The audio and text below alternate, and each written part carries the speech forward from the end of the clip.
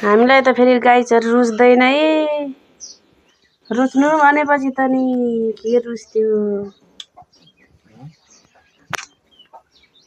रुच्दैन नि हौ हामीलाई त। रुच्दैन साथीहरू के गर्नु नरुचेर भ्रष्ट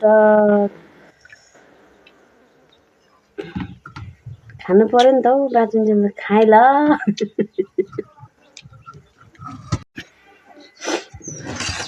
चिजमा पनि मिठो मिठो रहेछ हौ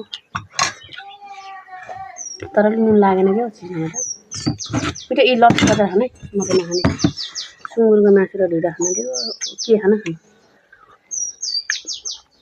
मासु खानु कि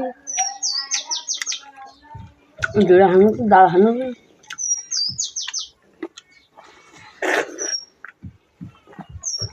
भोक्टा हालेर हुन्छ नि दाल।